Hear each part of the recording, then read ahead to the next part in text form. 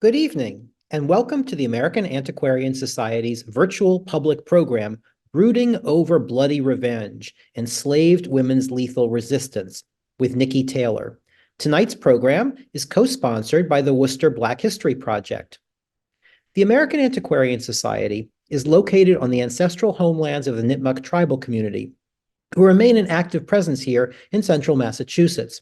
I'm Scott Casper, and I'm the president of the American Antiquarian Society. Our mission is to cultivate a deeper understanding of the American past, grounded in the primary sources AAS has been collecting since 1812.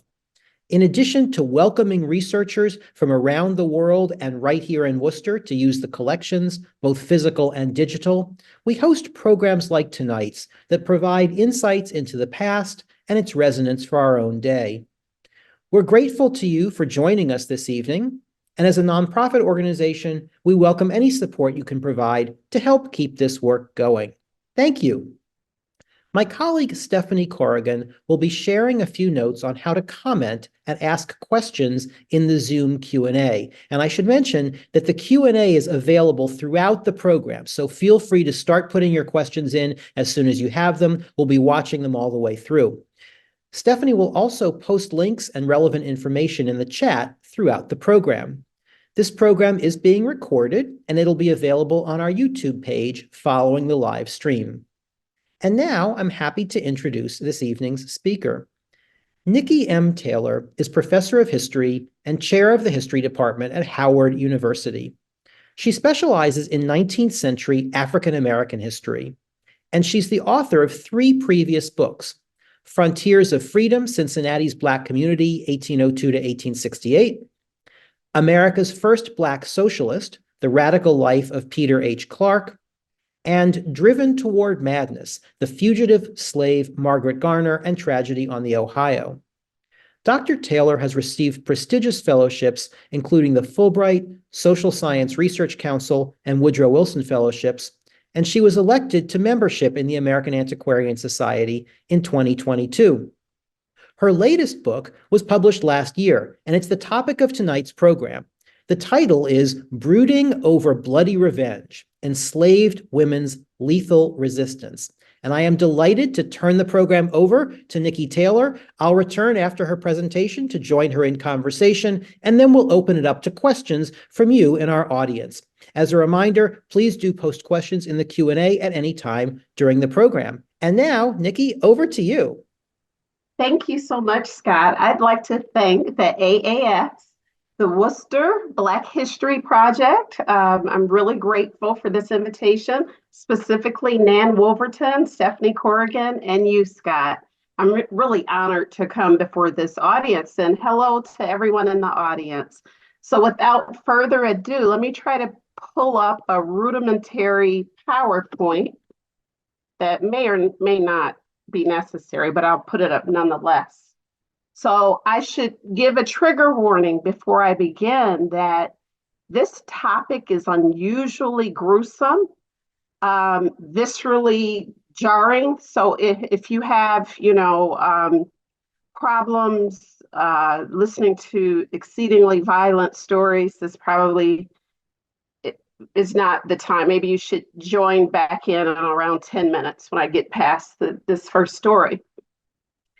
So in the wee hours of the morning and one day in April of 1848, in Jasper County, Mississippi, which is it's right here, okay? In the wee hours of the morning, and a 14-year-old enslaved girl named Cicely ran over and alerted the neighbors that something terrible had happened at the home of Dr. James Longan, to whom she had been hired. 5 neighbors rushed over to the Longan property, and when they arrived at the front gate, they found the bloody body of Dr. Longan's wife, Anne, who was still barefoot and in her night clothes. They followed 2 trails of bloody footprints back to a crudely constructed one-room home with a quilt operating as the front door. So they pushed past the quilt, went inside, and found the doctor's body lying on a mattress on the floor. He had been decapitated, and his severed fingers were laying on top of his body. The Longins' infant lay dead with a crushed skull, and the only surviving member of their family was their toddler daughter, who had been lying on her father's chest when he was bludgeoned, but she had miraculously escaped serious injury. Cicely, the 14-year-old enslaved girl, she recounted a horrible story of 5 home invaders and an interracial crew, 3 white and 2 black, who had intended to rob the family. According to Cicely, the gang of men had done what they did to Dr. Longin and chased her and Ann Longin into the front yard. But she had managed to outrun the attackers and had only narrowly escaped being bludgeoned herself. It seemed believable until it didn't. Circumstantial evidence would be Cicely's undoing. Standing there in the dark of night with only lanterns lighting up the gruesome scene, the neighbors noticed that Cicely had blood on her dress, blood splatter to be precise. And that suggested to them that she had been the one wielding the axe that had killed the family. Neighbors at the scene, in their 19th century version of forensic science, asked her to put her feet into the bloody footprints, and they believed her feet matched perfectly the shape and size of the bloody footprints. A neighbor also noticed that Cicely was hiding something under her dress. So when they asked her to reveal what it was a coin purse full of $11. She insisted the money was hers. Other witnesses challenged her ownership of the funds, and one even said, I'd seen Dr. Longin with that same coin purse days before in town. And so they concluded that the coin purse was Dr. Longin's and that money had been the motive for the gruesome murders. So when you look at it like that, that should have ended the story. But you have to look a little bit deeper to really understand what's happening here. Cicely offered a different possible motive in her confession than the one prosecutors believed to be true. She said that she was not happy that her real enslavers, the people who actually owned her, had hired her out to Dr. Longin. And she said she had been employed by Dr. Longin against her will. Cicely seems to also have had a very rough history of resistance in the Longin home. Just 2 weeks earlier, before the murders, she had burned their house to the ground, causing the family a total loss. And this was the reason the house had been crudely constructed and that they didn't even have any furniture or a front door. In her 1850 confession 2 years later, Cicely noted, where is the confession? You probably can't see it. I'll try to increase it a little. But she basically said that she had never intended to kill Mrs. Longin or the children. They had been collateral damage of sorts. Her only grievance was really against Dr. Longin. And that grievance had been grave enough that she had seen fit to decapitate him. Perhaps it could have been related to her earlier claim that he and other men in that neighborhood in Jasper County had been having sex with her. She even hinted that she had taken the money as retribution for all the abuse these white men had heaped upon her young 14-year-old person. The person to whom Cicely divulged these details about what had happened to her at the hands of these men, this person stated for the record that they declined to repeat them out of a desire for decency, end quote. The indecent things that Cicely had divulged were rendered unspeakable in Victorian era society, which means that her truth was forever excluded from the court testimony and also from historical records. So what kind of justice could somebody like Cicely expect in antebellum Mississippi at the height of the Cotton Kingdom? Well, based on the Mississippi Slave Code, which are the laws that govern how enslaved people were supposed to conduct themselves, an enslaved person, regardless of age, who assaulted a white person with an intent to kill could be punished with death. So even if she hadn't completed the task, just assaulting them is punishable by death. In Mississippi, even, quote, abusive, provoking, and insulting language against a white person could be a serious offense. For capital offenses, enslaved people in Mississippi, and this was surprising to me, they had a right to legal counsel and a jury trial. This was not necessarily true of the older slave states on the East Coast. Before you feel too hopeful, though, about Cicely's fate, Mississippi state law required that half of the jury pool for enslaved people, half of that pool be enslavers. So enslaved people could not testify in court in Mississippi, but free Blacks could. But the caveat is false testimony by any Black witness could result in both ears being nailed to the pillory and then cut off, and then followed by 39 lashes on their bare backs at a public whipping post. So clearly there was serious deterrence for free Blacks to come forward, even if they had material evidence or were material witnesses. Enslaved Mississippians could appeal their convictions. And just to put this in perspective, Texas, Arkansas, Missouri, Mississippi, Tennessee, and Alabama all offered enslaved people convicted of murder appeals. So all of those states allowed appeals, whereas the older slave states, Virginia, North Carolina, South Carolina, Maryland, and Georgia, did not until well into the 19th century. Delaware, Maryland, and Virginia, neither of those three had any provisions for appeals in cases of enslaved people until after slavery had officially ended. Cicely pled not guilty at her trial and was summarily convicted and sentenced to death on the above circumstantial evidence. She exercised her right to an appeal in Mississippi's High Court of Errors and Appeals, and also at the state Supreme Court level. In her reasons or justification, she said the judge had given, or her attorney said the judge had given the jury bad instructions and had failed to honor her request for a new trial. She did not finally admit her guilt until 1850, and that was recorded in local newspapers.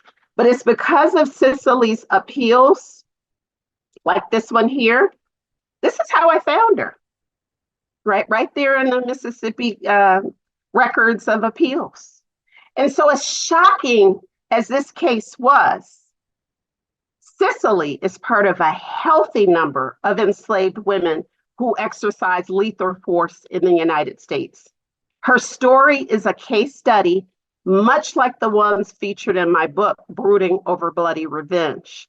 And although violent resistance to slavery was not the preferred kind of resistance that enslaved women did or committed, the fact that it happened at all, despite the constant surveillance and repression that they endured as enslaved women, is what makes these actions remarkable.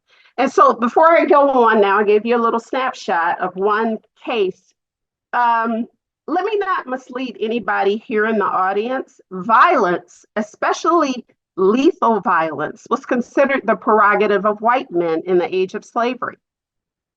They wielded the authority to kill, mortally injure, maim their wives, their white servants, their employees, and even other white men. Yet none of that societal white on white, free on free violence could ever trump the violence that was required to maintain slavery. That violence was at that time unparalleled, incomparable, and incomprehensible in the history of human relations in the United States. And so slave owners, their wives, parents, siblings, overseers, and even their minor children often delivered inhumane and merciless discipline to their enslaved people. Even within the Black communities, violence has and is understood to be the prerogative of Black men vis-a-vis Black women. So these patriarchal ideas about who can wield violence may make a lot of people in this Zoom room uncomfortable with the idea of women exercising lethal resistance to injustice, and even affects how we do the work as historians. So jettisoning these ideas about who can and should be committing lethal force provides room for us to properly analyze women who committed lethal force. And we can analyze them not as monsters, but as resistors. So despite the topic of the book, I am stating here in no uncertain terms that Black women were the least violent people in the age of slavery. So as far as my motivation to write this book, well, most historians have long insisted that enslaved women rarely chose armed, lethal, or overt forms of resistance. We talk about in our profession and our discipline, everyday resistance, and we understood that to be insolence, dissembling, disobedience, feigning illness, absenteeism, work slowdowns, talking back, and even temporarily running away.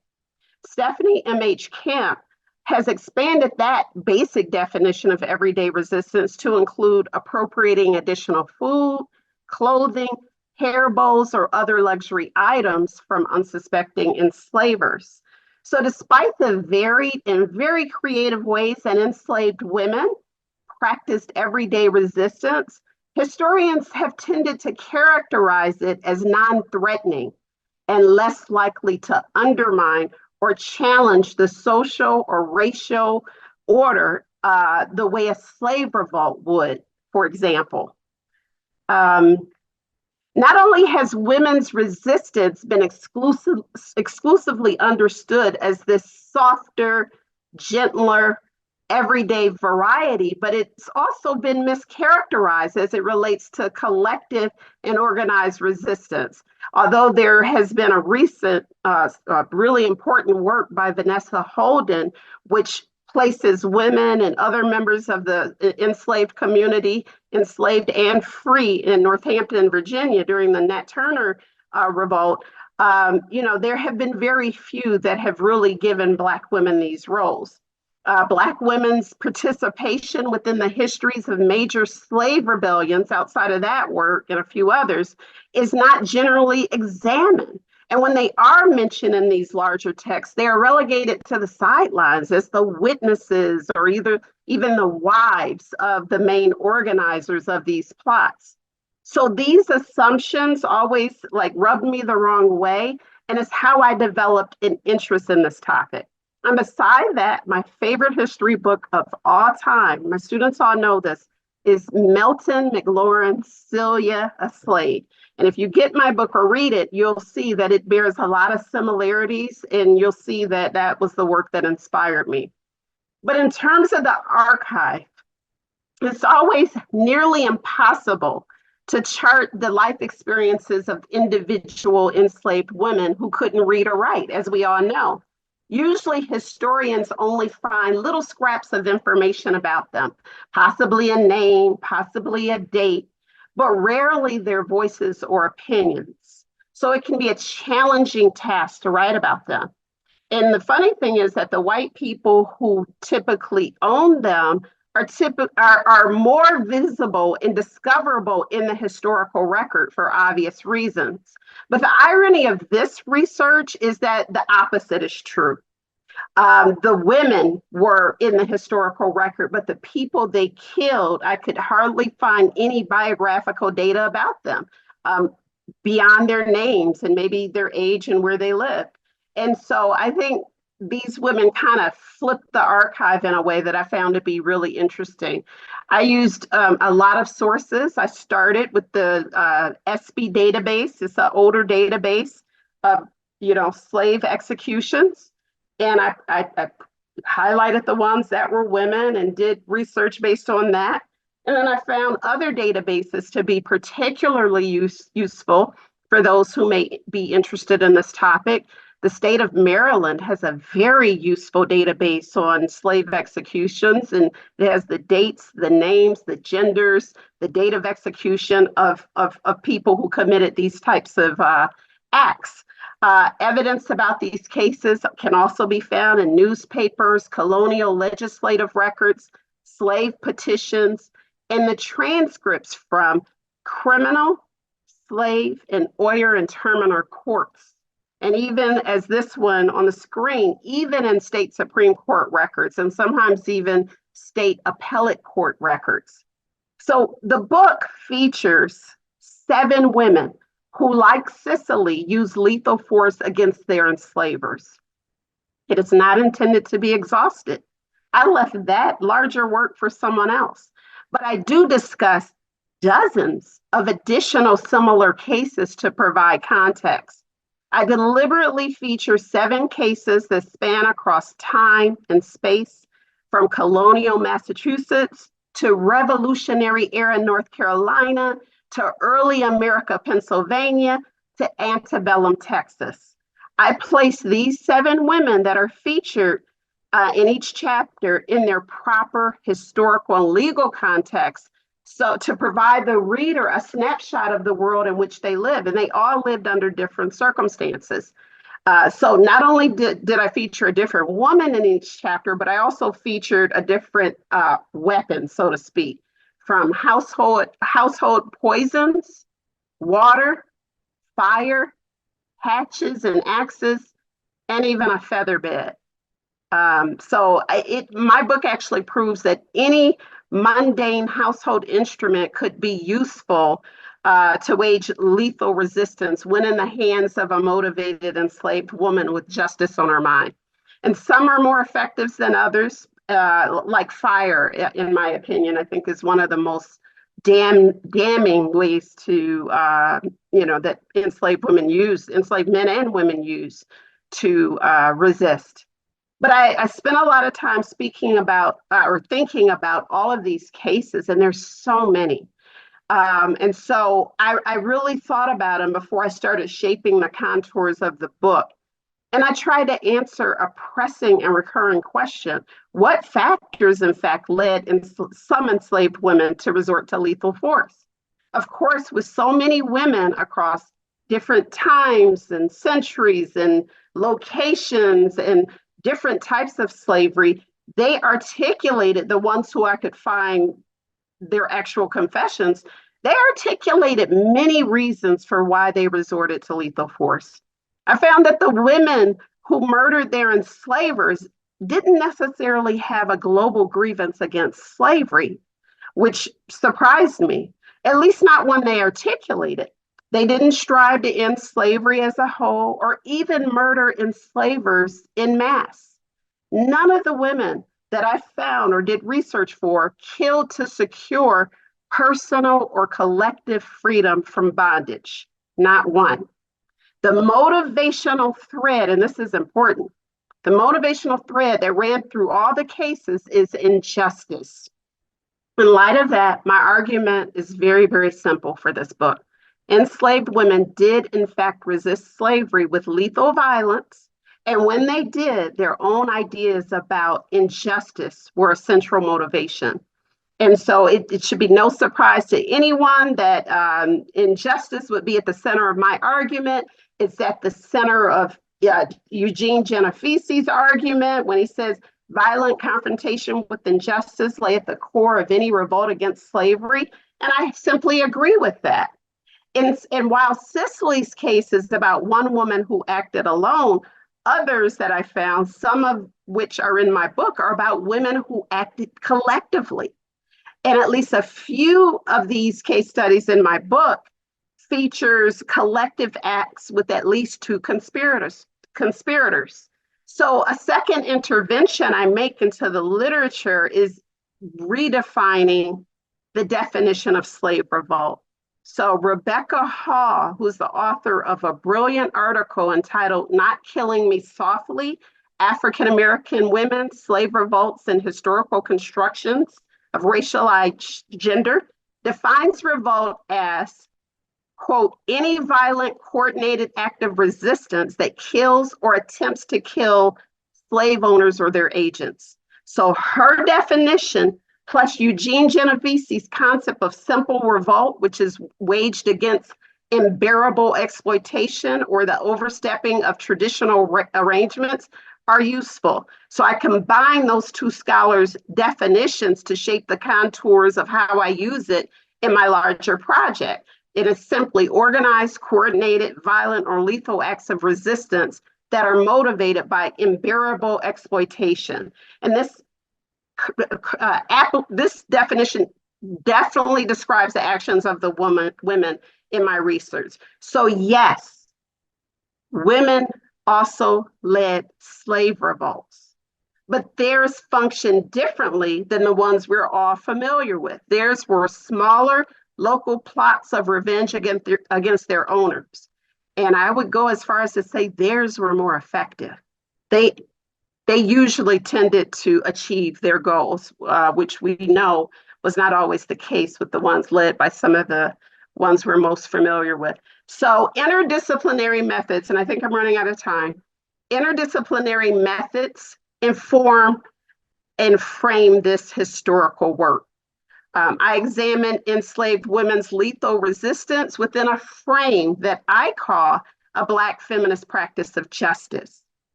I term it a Black feminist practice of justice, not because I'm saying these women were feminists. Of course they're not feminists, but this theory helps us to better understand their lives, their experiences. So what is this theory? It's built off of the back of Black feminist theory as constructed by Patricia Hill Collins and Bell Hooks and others. So the very first thing this theory does, Black feminist theory, and also this Black feminist practice of justice, it prioritizes and centers Black women's voices and lived experiences. I talk about them as historical actors, and I try to humanize them. So without a Black feminist framework, enslaved women's actions might be interpreted as being motivated by anger, as being irrational, disproportionate, and disorganized. In other words, the danger of not using a theoretical frame that's rooted in Black feminist theory is that I, as a scholar, would run the risk of painting these women with the ages-old stereotype of the angry Black woman, which is angry, irrational, frenzied, and disorganized. So it's important for me in this book to show that these women articulated and practiced from an ideology that I call a philosophy of justice. And their philosophy of justice, which I have what it is here, it is very different than how their enslavers in a larger society practice it. No one has ever considered that enslaved women might harbor a philosophy of justice. So this is very important to me to emphasize this. In addition, we know that a Black feminist philosophy of justice has at its roots a basic understanding that justice has to be centered on these ideas of justness, fairness, decency, etc. So any failure to honor that is an act of injustice. And so the biggest act of injustice in that era was chattel slavery. But there are also smaller acts of inhumanity that are also evidence of injustice, such as sexual assault, denying people adequate food as a form of punishment, or even disrespectful name calling of mothers in front of their children. So Black women's philosophy of justice was a powerful current flowing within these women. And their owners had no clue that they harbored such strong views about justice, which was a serious misstep. Justice was so important to the women in this book that they were more willing to die for it than anything else. That those who seize their own justice in my project had very compelling reasons for murdering their owners, which they usually articulated, like Cicely. In another instance, in antebellum rural Virginia, 60-year-old Nellie explained why she and her kin, 3 generations of her kin, beat their enslaver to death. And she said, he was a hard master. He would not allow any of us to go from home or give us any of the privileges that other people's servants had. He told us we should stay at home during the Christmas holidays and work. And as a teacher or a professor, I can tell you personally that is an injustice to make anybody work through their Christmas holidays. But nonetheless, she also talked about them not having enough meat. And so for her, that was, she was being treated unjustly. And what was notable is that when they found the body of their enslaver, Nellie and her kin had a catalog of food they had taken from his kitchen shortly after the murder: sugar, coffee, molasses, tea, 2 pieces of bacon, sausage, and spare ribs. So I also argue in this book, these women's actions were neither impulsive nor irrational. They had a lot of rationality, organization, and forethought. They carefully planned every detail of the murders that they committed. They planned these crimes for days, weeks, months to years in advance. They recruited extra hands when needed to affect the plot. They delegated responsibilities. They decided which weapon would be used and who would wield it. They also predetermined the day and time of the fatal attack. They orchestrated fairly sophisticated plans to avoid suspicion afterwards. They came up with some complex theories and to try to shake off their suspicion, and some of which really reflected some Oscar-worthy acting skills. So, in addition, I argued that these women exercised, some people would say they didn't exercise much restraint, but in the book, I showed how they had their own idea about this concept of just desserts, which is that ancient concept, which I talk about in the introduction of the book. I don't have time to go through it now. But nonetheless, these women critiqued the disproportionality of the violence that had been heaped upon them. And so on the question of disproportionality, which is a question at the center of all discussions about punishment in the justice system, we always talk about proportionality. We wouldn't want somebody who stole something to be executed, right? So proportionality matters. And so these women articulated their own views even about proportionality. So not surprisingly, all of these women met with extremely violent ends. Many were burned alive, I'm sorry. And so I also talk about how they fully accepted the consequence of their actions after their trials. Like they understood that death was waiting them. And they had comments that they said right there in the gallows. Rose Butler, her last words before being executed in Washington Square Park in New York City were, I am satisfied as to the justness of my fate. It is all right.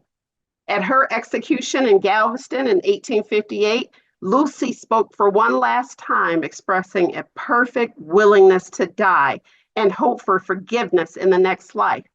In antebellum Virginia, Nellie, the woman who I talked about earlier, when her jailer said she better be prepared to meet God, she replied, I'm all right on that question.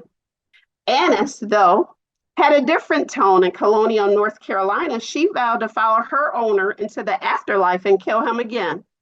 In fact, these women persisted in these plans despite a certain death sentence. It demonstrates that they were willing to die to pursue their version of justice. So in conclusion, they were motivated to lethal resistance by different things than enslaved men. women didn't always strive to destroy slavery or even the power structure as the men often did. Instead, they were merely motivated to destroy the unjust person in power. Only then did they find a measure of justice and freedom. Thank you.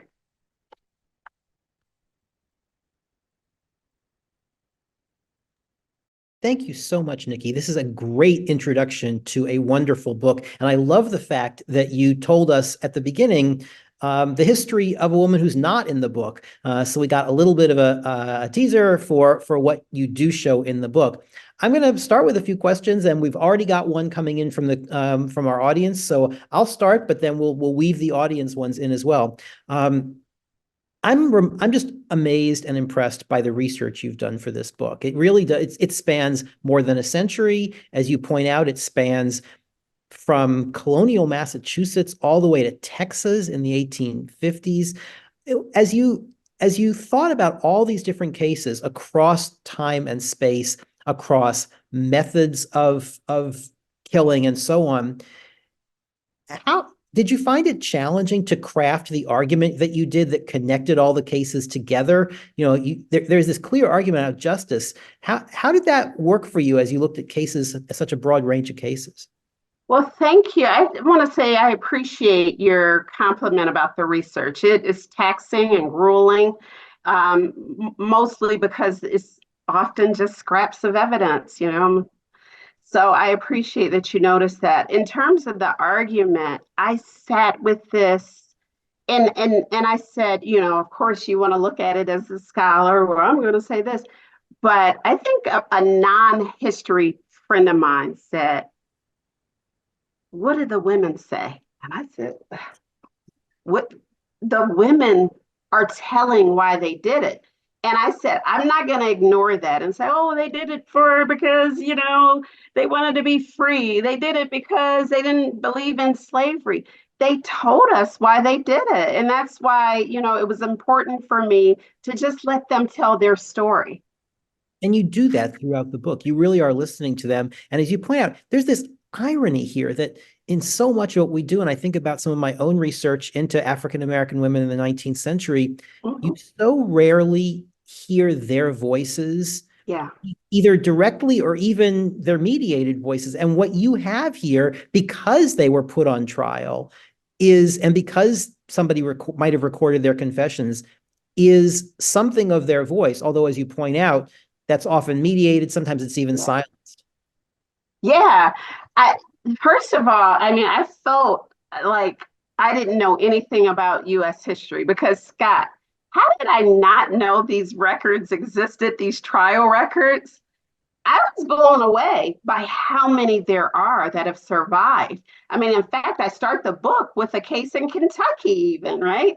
And so I just think that we have maybe forgotten about this treasure trove of sources that, unlike the documented slave owners' records and his diaries and journals, these are the women's actual voices, and they're sassy and they're defiant. And I just fell in love with them. I mean, I just said, wow, the guts that they had to say that, or like you said, even to allow silence to be the thing that they used to express how they felt, even about the justice system, as Lucy did in Texas. Yeah, and so it is amazing that these records exist. And do you have a sense? I mean, when we think about slave revolts, the famous slave revolts we've heard about, historians have written about how there were probably many more revolts and attempted revolts where the information was just quashed because the enslavers didn't want it getting out that there was revolt. Were these records, the records that you found, were they sort of out there in plain sight for people at the time to find, or were they sort of just buried away in legal documents that nobody was really going to find? Yeah, that's a good question. I think it depends on the time and the space. Colonial North Carolina was a difficult thing, right? Without the newspapers there, I'm getting stuff from your state, to learn about colonial North Carolina. And so it just depends on the time and space. But the newspapers do at the time, and they're very different than how we endure newspapers today. They're telling blow by blow, and then she said this, and she had on this when she came to the gallows. And I was stunned because I didn't realize that it was that much information. And so I think that people at the time knew about a lot of these cases, but some of them were silenced, as you would expect, because it could inspire copycat, revolt, other copycat revolts led by women. But what was really public, Scott, are their executions. So even if they, kind of silenced the details of the case, a very public execution where a woman is being burned alive, now everybody knows about it. And so it becomes part of the local lore, or, even centuries later, as was the case of Phyllis, the Paul Revere little snippet I mentioned in that chapter. And so I think that it was a mixed bag of all of those things, but the public executions is what brought it, to everyone's consciousness at the time. Yeah, yeah. Like you, I think the world of Melton McLaurin's book, Celia, a Slave. I taught it in my 19th century U.S. history class for years, and students Same. love it. I mean, students really get so much out of it. And what surprises students the most, and my students at least, was that she got a trial. That there is this very strange sort of justice in which enslaved people, at least in some states, got trials. And you point out that it's different in different states, appeals are different in different states. But as you were working on this, what surprised you? Was it surprising to you, the nature of the trials? Was it surprising? What just made you think, wow, I would never have guessed that? Well, all of it. I had no idea the patchwork nature of the American, I won't call it a justice system, but judicial system. I mean, and it was just different in so that's when I said it's too much information. I have to place them in their proper context, because the ability to have a trial with an attorney, a defense attorney, Yeah. is like, what? And so that's very different than what, I assumed. Oh, just the enslavers or the local slaveholders just punish the people quietly. So you have a defense attorney and witnesses, and so it was shocking. And then in some cases further west, they had appeals, and it went all the way up to the state Supreme Court. And so I think for me, it changed what I thought about enslaved people's access to representation, their access to the appellate process. And it really, made me a lot wiser about our current judicial system as well. Because a lot of the precedents are in this moment in the practices.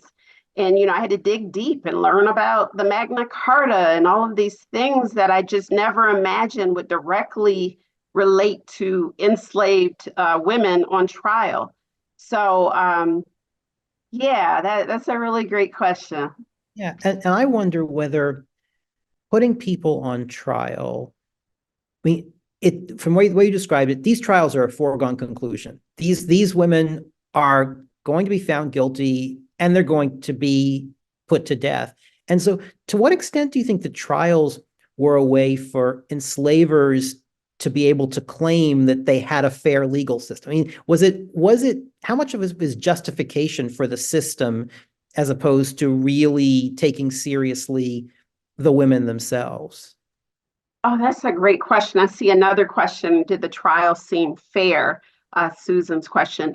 I think that, depending on the location, some of the enslavers, if they survived, or if their enslaved person killed some other white person, then they wanted to try to get, not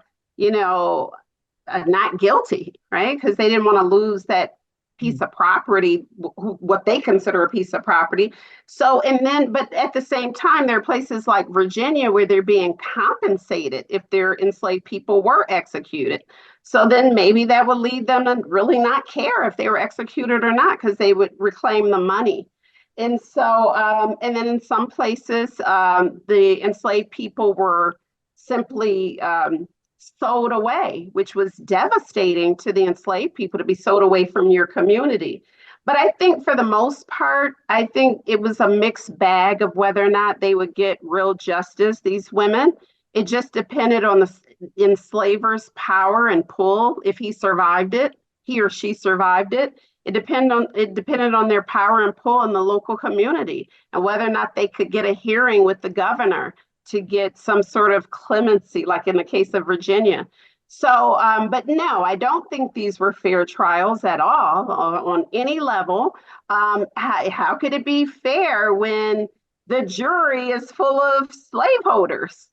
So, Right. yeah, that's very intimidating. And then the fact that enslaved people couldn't testify. Well, I mean, most people couldn't testify in their own defense, but they also couldn't bring their friends to the stand, as witnesses. So it, in that sense, is very unfair. A lot of times the criminal defense would just be, half-hearted, criminal defense work where there is just a process that nobody was really trying to get anybody off. So I think that's what I meant. The connection to the present is that these seeds of injustice in the judicial system were very apparent then, and they're also very apparent now, specifically when it relates to Black women and, them trying to take justice in their own hands. There's a lot of resonance in this book for our own day. I'm going to turn to some of the questions and comments from our audience. Nell Painter writes, "Thanks for such a fascinating triumph of research, that you reveal the complexity of the American legal systems in which enslaved women got to explain their actions. You revealed a world of hitherto hidden testimony." Wow, well, that's an honor because I love her work and her book informed my last book. So that's an honor. Thank you, Dr. Painter. Tammy Denise writes, "Thank you for highlighting these hidden narratives. What was the catalyst for the research and the book?" Oh, yeah. So the catalyst for those things that I learned in graduate school at Duke University all those decades ago, that I just was like, wait a minute, why is everything so male-centered? All of the slave revolt histories. And then, like I said, the women are always presented with this softer, gentler variety. We learn all of these things. And of course, they served us up until now. And so now it's just, a challenge to graduate students who may be in the room to continue to do this work and add complexity to Black women's resistance. And I think that inspiration was just, it just seemed a little softer and gentler. And I said, wait a minute, I don't know about that. I'm a Black woman. I don't know if we were all completely, doing just softer resistance. And so I was right. My gut instinct proved to be right. And as you think about this is me, come back to me, is in thinking about Black women's lethal resistance, should that lead us to rethink how we imagine Black women's other forms of resistance? So the ones that have been thought about as the softer resistance, do they look different now that we know more about this violent, what might be called the violent end of the resistance spectrum? I think so, because what I found, Scott, is that they graduated into lethal resistance. And I didn't say that in the book. And I said, I should have said that more explicitly. A lot of these women tried the softer version first, and they got no relief. They tried something else, got no relief. And then this was the final act. And so so I think they need to be married and need to be looked at together instead of you either did this or this. It's like, a graduated, inclination towards, leave it all on the track, so to speak, in terms of taking out the person who's causing me the most harm. Yeah, we've got lots of questions coming in. We have a couple here about the trials. Susie Ryan says, were the executions of the women legal in the states that the women were executed in? And Stephen Sanfilippo asked whether any of the trials resulted in acquittal, or did any of their appeals result in reversal of convictions? Yes, I'll answer his first. Yes, there were some acquittals, mostly in Virginia. And sometimes they were reversed at higher courts based on not the innocence of the person, but just procedural errors. And sometimes a particular enslaver could weigh so heavily that the governor would do a stay of execution. And so that could happen as well. So no, they did not end in execution, but most of them did, especially if somebody actually was murdered or there was an arson. So those two things usually led to that, but not always, because again, some of the states, the punishment was to be sold away. So it was a mixed bag, and I think that's why it's important to know there's no one process across the country and across time and space. Each state was different. And then in terms of what was Susan's question again? He asked were the executions of the women legal in the states that the women were executed in? They were. Unfortunately, Susan, and again, each legal context matters. So in the first state, 1755, right where you guys are, right outside of Boston, of course, that was legal at that time. Burning someone alive in 1755 was considered outrageous and crazy, but they did it mostly to Black women. So Black women tended to be burned alive more than anybody, any other woman in that era, and just throughout the slave era. And then in other states, it was part of the slave code that was the punishment for capital offense. A variety of capital offenses. I mean, if you were doing, minor things in Virginia, you could be executed, right? And so it just all depended on the state. I think the Northeast tended to be a little bit more humane, and they didn't have as many reasons for people to be subjected to execution. But places like Virginia and North Carolina, I mean, it could be a small thing, like you're practicing medicine, which is just, you're doing your traditional African, practices, and you could be executed for that. So that was really also very jarring to me to see the range in which, these different colonies and then states, the range in which they were willing to execute people for the smallest things. So I talk about the disproportionality issue about just deserts, which comes out of the Magna Carta, the Bible, and all these other religious texts. Is this just deserts? So a lot of people, when I was reading these chapters to people, they were like, well, wait a minute, these women are killing children. I don't know, that seems disproportionate. I said, yeah, in a state where you could be executed for practicing your religion. Like, I don't know if they were in, the right, the enslavers to talk about disproportionality when they had things on the books that said you could be castrated for this, that, and the other. Like I said, in Mississippi, your ears nailed to the pillory and then cut off for false testimony. All of that to me seems very disproportionate, but nonetheless, it persisted. Yeah, and it's gruesome to think about, and at the same time, I mean, what you point out is that what was perpetrated against these women and their families was at least as gruesome as the crimes that they committed. You mentioned religion. We have a question about this from Abena Bokeawa Ansa, who says, thank you for this excellent presentation, and the book is groundbreaking. I'm curious about whether there were any religious undertones or overtones evident in their theories of justice. I know in the book, one case study includes someone checking to see if murder was permissible in the Bible and Lucy's last words hoping for forgiveness. Do you see religious ideas coming up a lot, including African spiritualisms and other religions outside of Christianity? Excellent question. And absolutely, my failure to talk about religion extensively, blame it on my, it's not my heart. It was there, of course. It played a factor even in how they approached their last seconds when they were being walked to the gallows or whatever else. And so, absolutely. And just because I don't talk about it as much doesn't mean that it's not front and center in these people's lives. Yes, and thank you for reading. It shows, you already read it.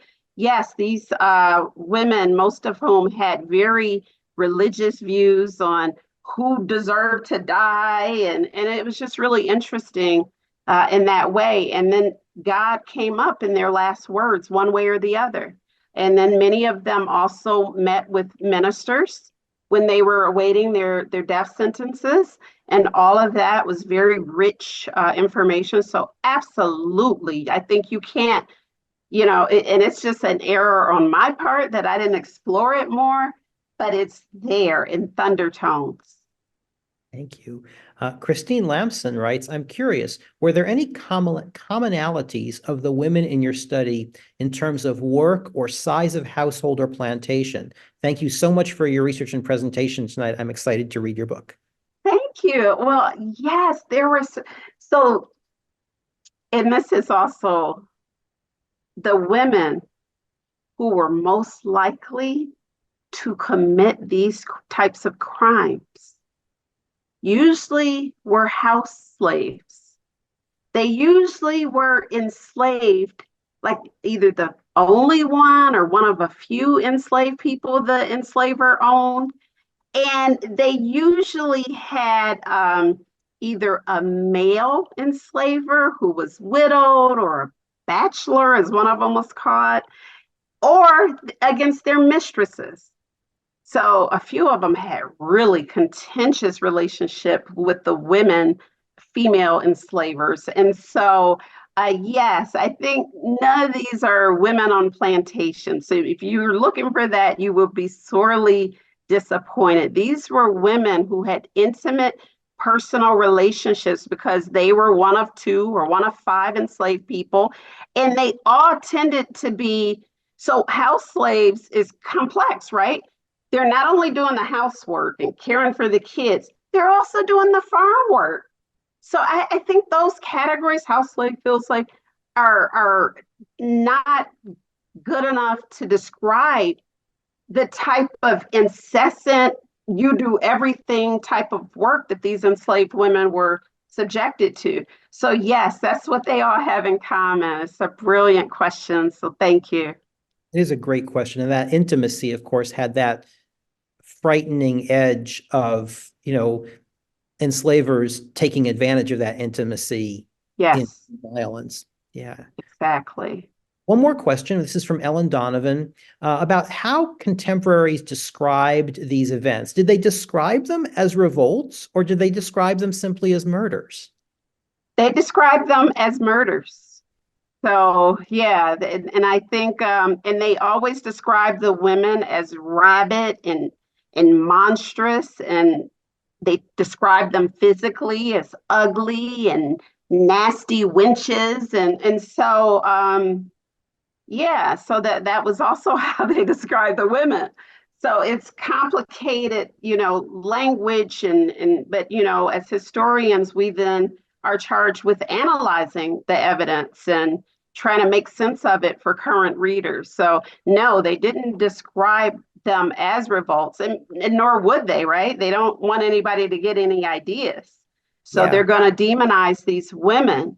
And just like the case of Centoya Brown Long and Crystal Kaiser of 2006 and 2018, respectively, nobody wanted to bring in the character of their enslavers into these trials. And so, yeah, so that was the elephant in the room. And even their defense attorneys did not bring in the characters of their enslavers, just as they refused to, the prosecution refused to allow that in the conviction of Crystal Kaiser in 2018 in Wisconsin when she killed her trafficker, Ronald P. Voller III.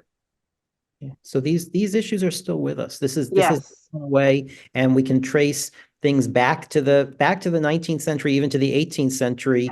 You know, things like this trope of the angry Black woman. Yes. What you show in this book, I think it's so brilliantly. You show the way in which these women are active agents in their lives. They're planning. This is not just anger. This is a sense of justice. And Yes.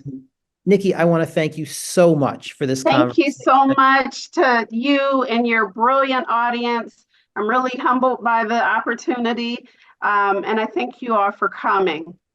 Well, we are delighted that everybody has been here. I want to thank everybody who's been watching on Zoom. If you want to recommend this program to your friends, all of our programs, including this one, are available on the AAS YouTube channel, so you can let your friends know about it.